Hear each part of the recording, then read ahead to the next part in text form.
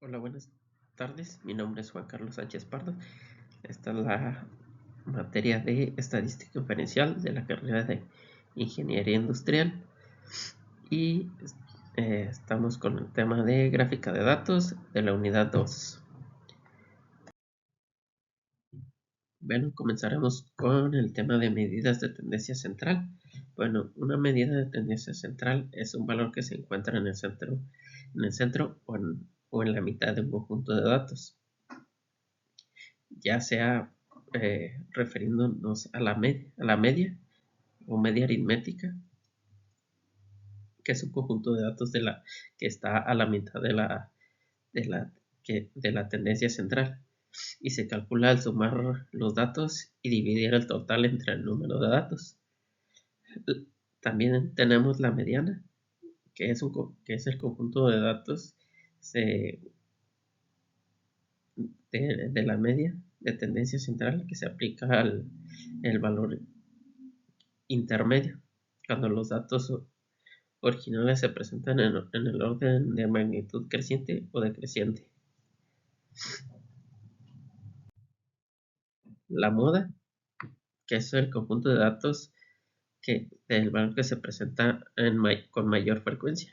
Digamos que la moda es el, eh, la- los datos que son más repetitivos, o como su mismo nombre lo dice, con mayor moda.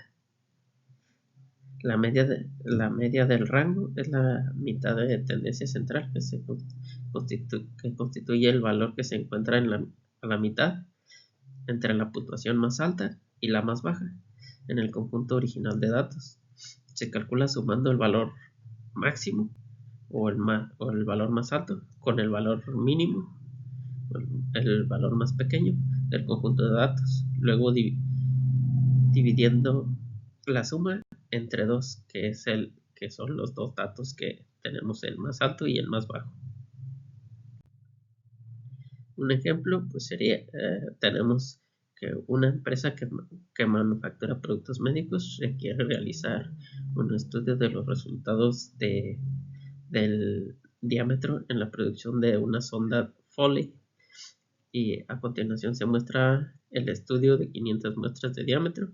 Se tomaron 25 muestras de cada día durante 20 días del mes y obtendremos la media, la mediana y las muestras recolectadas. Ok, ya mm, ah, ten- colocando todos nuestros datos en Minitab, pues al crear nuestro informe de resumen de muestras,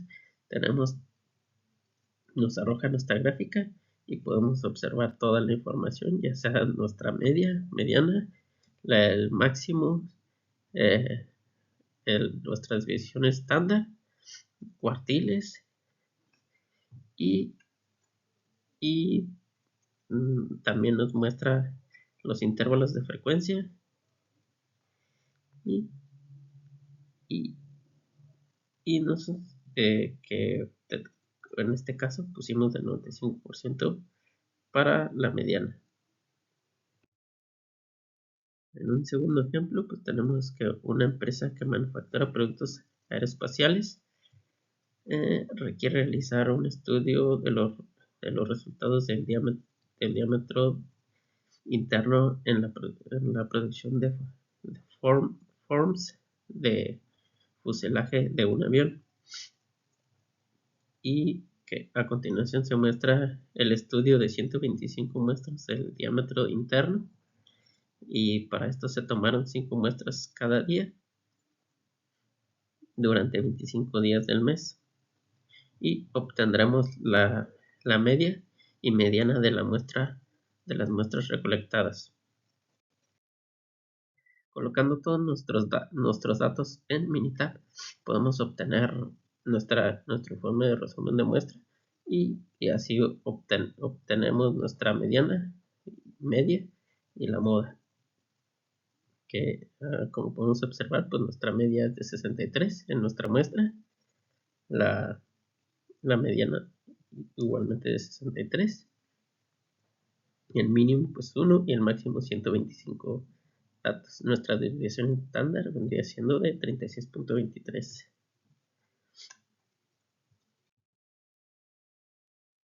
Ahora continuaremos con las medidas de variación. Ok. El rango de un conjunto de datos es la diferencia entre el valor máximo y el valor mínimo de nuestro conjunto de datos. La desviación estándar es la medida de variación que más se utiliza en estadística. La desviación estándar es un conjunto de valores muestrales denotada como S, que es la medida de variación de los valores con respecto a la media. La varianza de un conjunto de valores es una medida de variación igual al cuadrado de la desviación estándar. Un ejemplo que tenemos aquí sería las emisiones de los automóviles, lo cual nos dice el ejemplo que científicos ambientales midieron las emisiones de gases de invernadero de una muestra de 125 automóviles. Las cantidades que se listan a continuación están en toneladas por año, expresadas como equivalentes de CO2, y obtendremos el rango y la desviación estándar y la varianza de estos datos, del conjunto de datos que nos muestra. Ya una vez colocado nuestro conjunto de datos en nuestro programa Minitab, podemos obtener nuestro informe o resumen de datos, y podemos observar que nuestros datos nos arrojan nuestra mediana, que es de 63, nuestra desviación estándar de 36.23 y una varianza de 1312.5.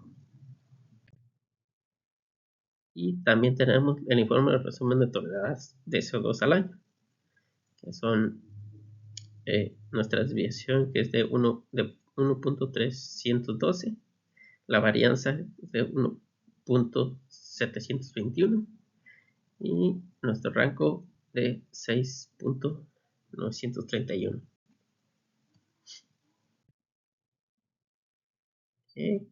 Tenemos otro ejercicio que se da a partir de los años para obtener una licenciatura, que se presenta el tipo, que son años, que el tiempo que le toma en años a una muestra aleatoria de estudiantes universitarios obtener su título de licenciatura, según los datos del US National Center of Education Statistics.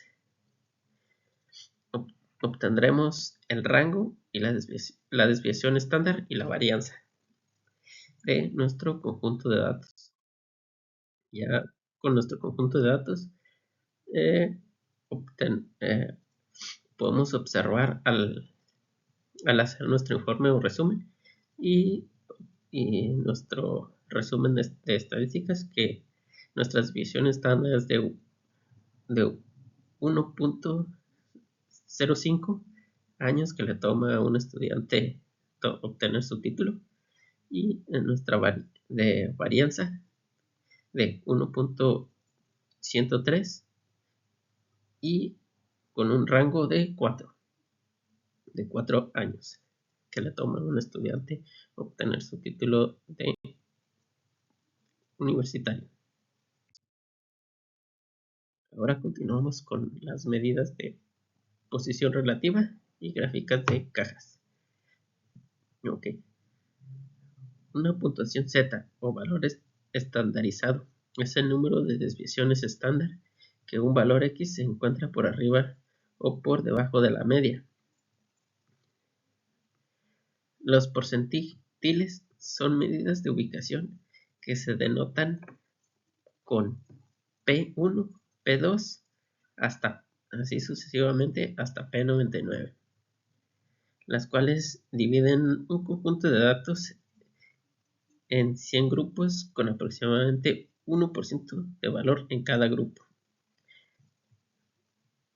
Ok, los cuartiles son medidas de ubicación que se denotan por Q1, Q2 y Q3 y dividen un conjunto de datos ordenados en 4 partes iguales, con aproximadamente el 25% de los valores en cada grupo. Que como podemos observar, pues es el 25% del Q1, 25% del Q2, Q3 y Q4 hasta obtener el 100% de los valores. Q1, que sería el primer cuartil, separa el 25% inferior de los valores ordenados del 75% superior. Para ser más precisos, al menos el 25% de los valores ordenados son menores o iguales que a Q1 y al menos el 75% de los valores son mayores que o iguales a Q1. Q2 segundo cuartil igual a la mediana, separa el 50% inferior de los valores ordenados del 50% superior. Q3, que sería el tercer cuartil, separa el 75% inferior de los valores ordenados del 25% superior. Para ser más precisos, al menos el 75% de los valores ordenados son menores o iguales que Q3 y al menos el 25% de los valores son mayores que o iguales a Q3. Para un conjunto de datos, el resumen de los 5 números consiste en el valor mínimo, el primer cuartil, la mediana o segundo cuartil, el tercer cuartil y el valor máximo. Una gráfica de cajas o diagrama de cajas y bigotes es una gráfica de un conjunto de datos que consiste en una línea que se extiende desde el valor mínimo hasta el valor máximo y una caja con líneas trazadas en el primer cuartil, la mediana y el tercer cuartil. Un ejemplo de esto sería la utilización de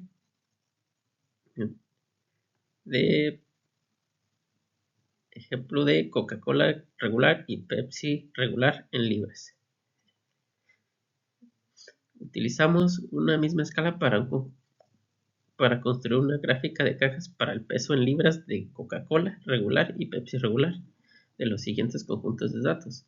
Utilice las gráficas de cajas para comparar los dos conjuntos de datos. Ya teniendo nuestro conjunto de datos en Minitab y creando nuestra gráfica de cajas del peso de las Coca-Cola regular y Pepsi regular, obtenemos nuestra gráfica de cajas donde podemos observar el peso de la Coca-Cola regular y el peso de la Pepsi regular, como se muestra en la gráfica, que va desde una cola inferior hasta el peso superior, donde Pepsi tiene un peso superior. Ok, entonces continuamos con probabilidad y conceptos básicos de probabilidad. Un evento es cualquier conjunto de resultados o consecuencias de un procedimiento. Un evento simple es un resultado o un evento que ya no puede desglosarse en componentes más simples.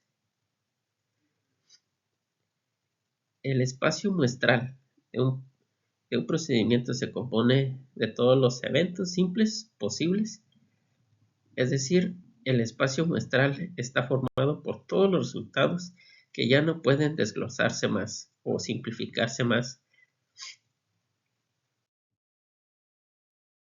La notación de probabilidad, donde P denota una probabilidad, A, B y C denotan eventos específicos, P de A denota la probabilidad de que ocurra el evento A. Tres formas diferentes para calcular la probabilidad de un evento sería: el primero, la aproximación de la probabilidad por frecuencias relativas. El número 2, método clásico de la probabilidad, que requiere resultados igualmente probables. El número 3, probabilidades subjetivas. Tenemos tres formas, bueno, en el mismo tema, que es tres formas para calcular la probabilidad de un evento. En el primero, que anteriormente mencionamos, que la aproximación a la probabilidad por frecuencias relativas, se realiza observa un procedimiento y que cuenta el número de veces que el evento A ocurre en realidad. Con base en estos resultados reales, P, la probabilidad de que A suceda se estima de la siguiente forma. La probabilidad de que A suceda se estima entre el número de veces que ocurrió A sobre el número de veces que se repitió el procedimiento. Un ejemplo de esto, pues, es calculando la probabilidad de que un automóvil seleccionado al azar en Estados Unidos se accidente durante el año. En un año reciente, de un total de 135.670.000 automóviles registrados en Estados Unidos, según datos del Statistical Abstract of the United States, de 6.511.100 se accidentaron. Ahora podemos utilizar el método de frecuencias relativas de la siguiente manera. La probabilidad de accidentes es igual al número de automóviles accidentados sobre el número total de automóviles, donde la probabilidad del accidente es de el número de automóviles accidentados, que es de 6.511.100, sobre el número total de automóviles, que es 135.670.000, que nos da un resultado de una probabilidad de 0.048% de probabilidad de que un accidente de esto suceda. No es posible utilizar el método clásico, ya que los dos resultados de accidente ausencia de accidentes no son igualmente probables. En el segundo método, que es el método clásico de la probabilidad, se requieren resultados igualmente probables. Suponga que un procedimiento dado tiene un evento simple distintos y que cada uno de estos eventos simples tienen la misma probabilidad de ocurrir. Si el evento A puede ocurrir en S de estas n formas, entonces la probabilidad de que A suceda se calcula del número de formas en que puede ocurrir A sobre el número de eventos simples diferentes, o sea, S sobre n. Un ejemplo de esto sería la probabilidad de ganar el premio mayor en la lotería. Sería determinar la probabilidad de ganar el premio mayor de la lotería al seleccionar 6 números entre 1 y 60. Cada combinación tiene la misma probabilidad de ocurrir. Entonces tenemos que 60 6 es igual al número de 50, 06, 38, 60. La probabilidad de que A suceda es 1 entre 50.063.860, que nos da una probabilidad de 0.000002% de que esto suceda, o de que podamos ganar la lotería, el premio mayor de la lotería, si escogemos números al azar entre el 1 y el 60.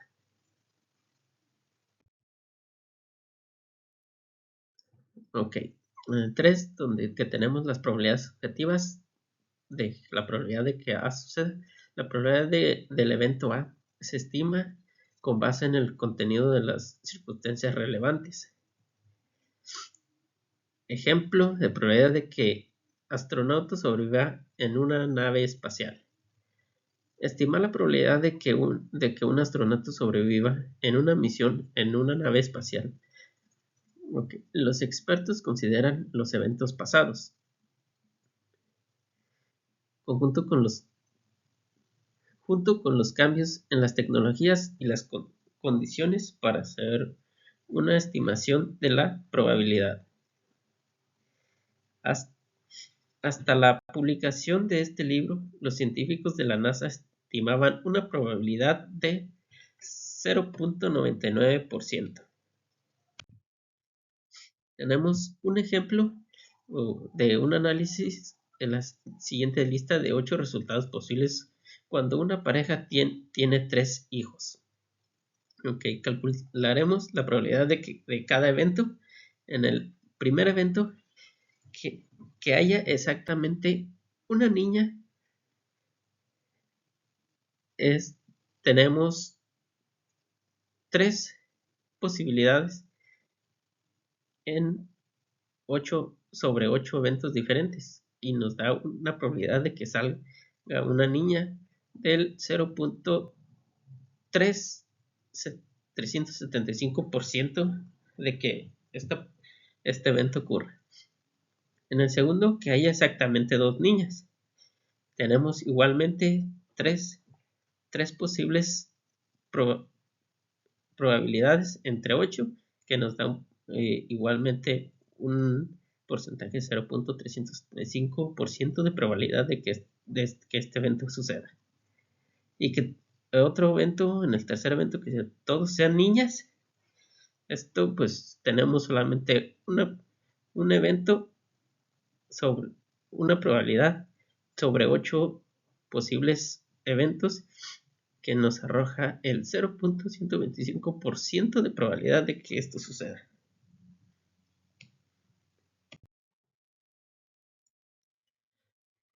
Ok, continuaremos con la regla de la suma. Un evento compuesto es cualquier evento que combine 2 o más eventos simples.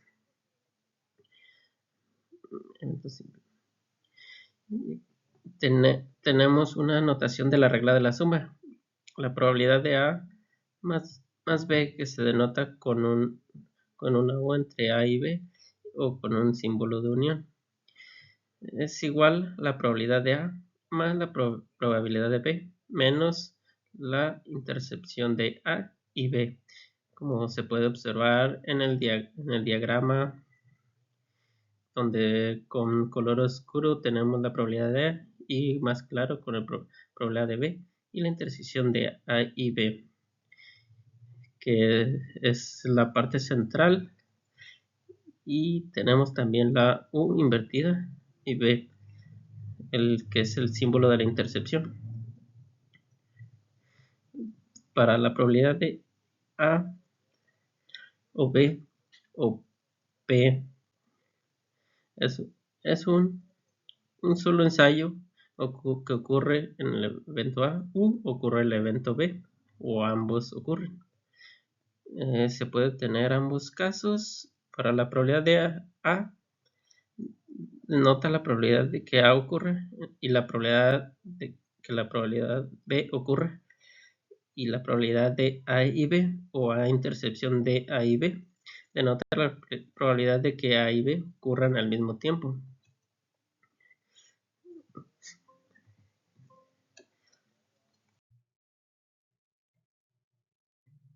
Regla intuitiva de la suma. Para obtener la probabilidad de A y B, calcula la suma del número de formas en que puede ocurrir el evento A y el número de formas en que puede ocurrir el evento B, sumando de tal manera que cada resultado se encuentre solo una vez en la probabilidad de A o B. Es igual a esa suma, dividida entre el número total de resultados en el espacio muestral. La regla de la suma simplifica cuando los eventos son disjuntos. Los eventos A y B son disjuntos o mutuamente excluyentes cuando ambos no pueden ocurrir al mismo tiempo. Es decir, los eventos disjuntos no se traslapan, como podemos observar en la imagen. En la imagen oscura tenemos la probabilidad de A y la probabilidad de B, y no se traslapan o no se conjuntan.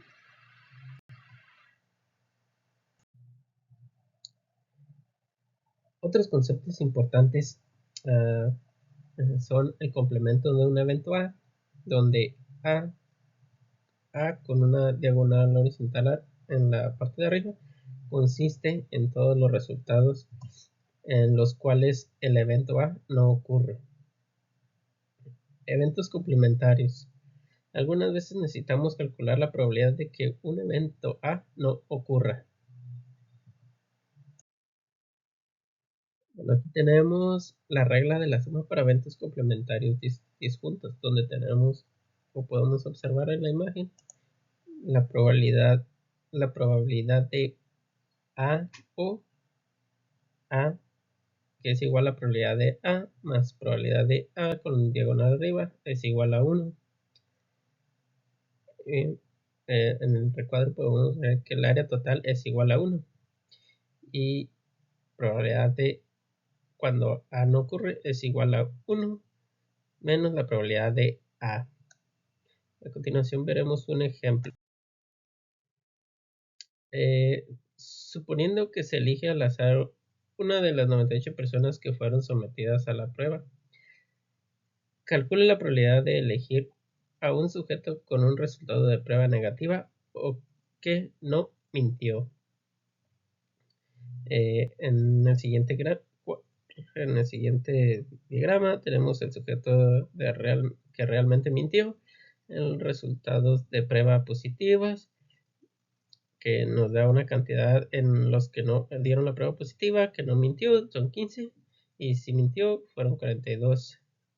La prueba de polígrafo indicó que el sujeto que mintió, las que fueron falsos y que fueron verdaderos positivos.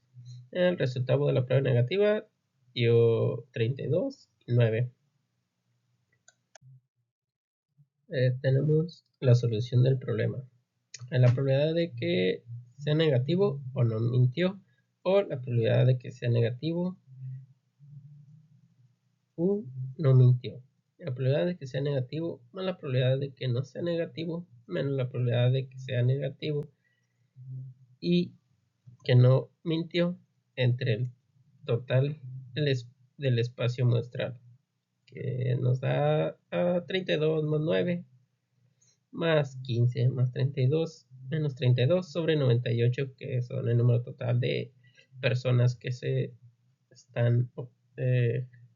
que tenemos dentro de nuestro sujetos al azar, que es igual a 41 más 47 menos 32 sobre 98, que nos da un igual de 56 sobre 98, dándonos un resultado total de 0.5714. Regla de la multiplicación. Notación de la regla de multiplicación. La probabilidad de A y B es igual a la probabilidad el evento A ocurra en un primer ensayo y el evento B ocurra en un segundo ensayo. Aquí tenemos dos ensayos. La probabilidad de A y B es igual a la probabilidad de A que multiplica la probabilidad de B. La regla para el cálculo de probabilidad de A y B se denomina como la regla de la multiplicación porque implica multiplicar la probabilidad del evento A por la probabilidad del evento B. Si el resultado del primer evento A afecta de alguna forma la probabilidad del segundo evento B, es importante ajustar la probabilidad de B porque se refleja la ocurrencia del evento A. La probabilidad de el evento A, B y A representa la probabilidad de que un evento B ocurra después de suponer que el evento A ya ocurrió. Podemos leer B y A como B dado A, o como el evento B ocurre después de que el evento A ya ocurrió. Dos eventos A y B son independientes cuando la ocurrencia de uno no afecta la probabilidad de que ocurra el otro. De manera similar, muchos otros eventos son independientes si la ocurrencia de cualquiera de ellos no afecta la probabilidad de que ocurra de ocurrencia de los demás. Si A y B no son independientes, se dice que son dependientes. Dos eventos son dependientes si la ocurrencia de uno de ellos afecta la probabilidad de la ocurrencia de otro, pero esto no necesariamente significa que uno de los eventos sea la causa del otro. Es muy sencillo interpretar la información con esta regla o esta gráfica para regla de forma de la multiplicación, donde la probabilidad de A y B es igual a la multiplicación de probabilidad de A por la probabilidad de A y B, que es la regla intuitiva de la multiplicación. Probabilidad de A y B, regla de multiplicación sobre que si A y B son independientes, si no, probabilidad de que de A y B es igual a la probabilidad por la probabilidad de A, y si sí, pues la probabilidad de A y B es igual a la multiplicación de probabilidad de A por probabilidad de B. Ejemplo, el control de calidad en la fabricación de marcapasos. Los marcapasos se implantan en los pacientes con la finalidad de estimular el pulso cuando el corazón no puede latir por sí mismo. Cada año se implantan más de 250,000 marcapasos en Estados Unidos. Por desgracia, los marcapasos en ocasiones fallan, aunque la tasa de falla es baja, como de 0.0014 por año, según datos de Patient and ICC Generator.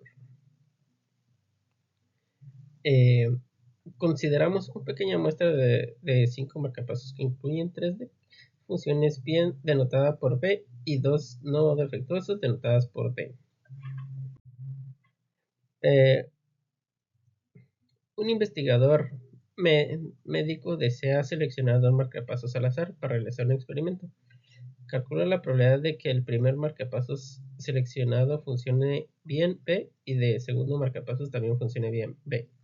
Utilice los siguientes supuestos. Supongo que 2 selecciones aleatorias se realizan con reemplazo. Marca el primer marcapasos seleccionado se reincorpora a la muestra antes de elegir el segundo. Suponga que las 2 selecciones aleatorias se realizan sin reemplazo, de manera que el primer marcapasos seleccionado no se reincorpore a la muestra antes de elegir el segundo. Antes de proceder y para tener mayor claridad, sería útil utilizar o visualizar los 3 marcapasos que funcionen bien y 2 marcapasos defectuosos, como se muestra a continuación: B, B y B y D y D. Si los 2 marcapasos seleccionados al azar con reemplazo, los 2 seleccionados son independientes, ya que el segundo evento no se ve afectado por el primero. En cada selección hay 3 marcapasos que funcionan bien, B, y 2 defectuosos, D. De manera que obtenemos la probabilidad de A es B, B y B y D y D. La probabilidad de B es B, B, B, D y D, que es similar. La probabilidad el primer marcapasos es B y el segundo marcapasos es B. De esta manera podemos obtener que es igual a 3. 5 multiplicada por 3 sobre 5 es igual a 9 sobre 25, que nos da un resultado de 0.36. Inciso B. Si los 2 marcapasos se seleccionan al azar sin reemplazo, las 2 selecciones son dependientes, ya que la probabilidad del segundo evento se ve afectada por el primer resultado. La primera selección 3 de los 5 marcapasos funcionan bien. B. Después de elegir un marcapasos que funciona bien en la primera selección, puedan 4 marcapasos incluidos 2 que funcionen bien. Por lo tanto, la probabilidad de A, 3 funcionan bien y 2 mal. La probabilidad de B, que 2 funcionan bien y 2 mal. Entonces tenemos que la probabilidad de que el primer marcapasos funcione bien y el segundo marcapasos también funcione bien es igual a 3 que funcionan bien sobre 5 por 2 sobre 4, nos da un resultado de 6 sobre 20, que nos da un resultado de 0.3, o también el 30%. Con esto finalizamos la presentación por el momento. Gracias por su atención.